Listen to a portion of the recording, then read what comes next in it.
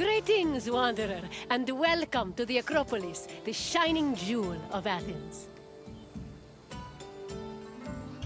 My name is Aspasia. Though I am not originally from Athens, I have climbed to the top of its social ladder using my wit and intellect. I've even earned the love of Pericles, one of the most powerful men in the city. The mind truly is a beautiful thing. My name is Aspasia. I've even earned the mind truth. The Acropolis of Athens is a bastion of art and culture worthy of the gods themselves. Within this citadel, you will find many important sacred buildings, as well as some of the most magnificent art in all of Greece. You are in for a very enlightening visit. When you're done, come find me, and we can discuss the things you have seen. Farewell for now.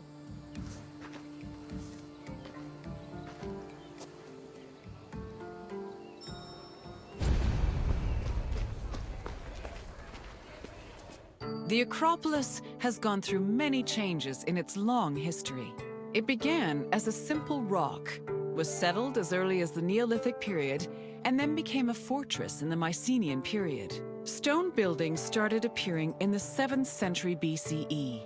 But the famous structures whose ruins remain visible today date mainly from a period of construction in the 5th century BCE. The location of the Acropolis is closely tied with Athens' foundation myth. Supposedly, it was the site where Athena and Poseidon competed for the city's patronage. This connection gave the Acropolis a sacred aura, and it was considered the religious heart of the city.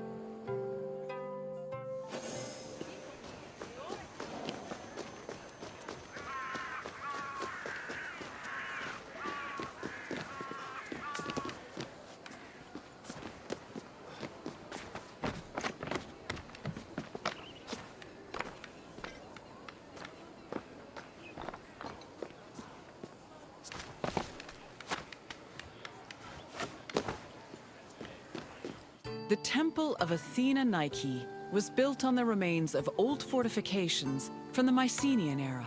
Worship at the temple can be traced back to the 6th century BCE, but the building itself was destroyed during the Greco-Persian Wars a century later. It was rebuilt during the Peloponnesian War. Given that the name Athena Nike roughly means Athena of victory, it was likely constructed in the hopes that Athens would win the war.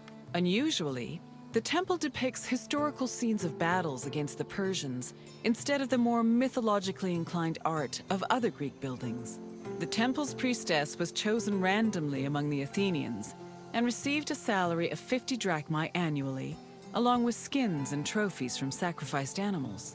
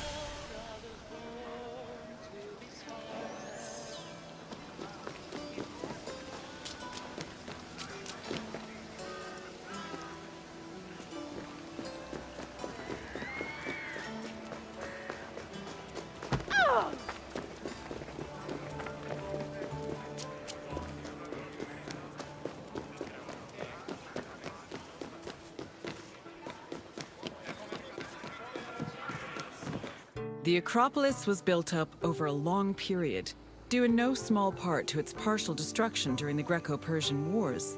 It was in the 5th century BCE, though, that the Acropolis received its most significant improvements. This period was an extremely prosperous time for Athens, both financially and culturally. With a booming economy bolstered by trade and the Lavrion silver mines, Pericles, the leader of Athens, financed a huge project to rebuild the citadel. He enlisted the help of renowned artists, like the sculptor Phidias, as well as the architects Iktinos and Callicrates. Together, they erected buildings like the Parthenon and the Propylaea Gateway.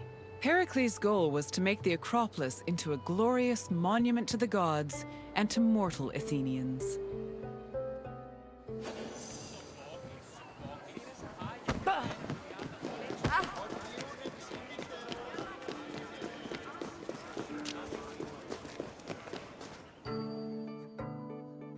Behind the Propylaea was the giant bronze statue of Athena Promachos, or Athena who fights on the front lines. That name was reflected in the spear and shield the statue held in its hands. It was erected in the mid-5th century BCE by the artist Phidias. According to an inscription, it took 9 years to make and cost almost 500,000 drachmae. At approximately 10 meters tall, the statue was apparently so large that Pausanias claimed its helmet and spear tip could be seen from the sea near Cape Sunion, 60 kilometers away.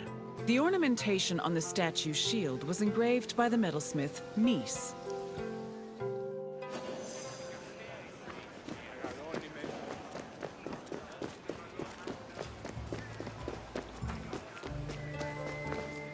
The Eraforoy were young girls between the ages of 7 and 11 who were in charge of special rites. A list of 4 girls was drafted by the Assembly of Citizens, from which the High Magistrate, the Archon Basileus, chose 2 to serve as Eraforoy for the year. The girls lived in a house on the Acropolis. They were in charge of carrying sacred objects and weaving the peplos of Athena. The peplos was a sacred robe offered to Athena during Panathenaea, a festival held in her honor.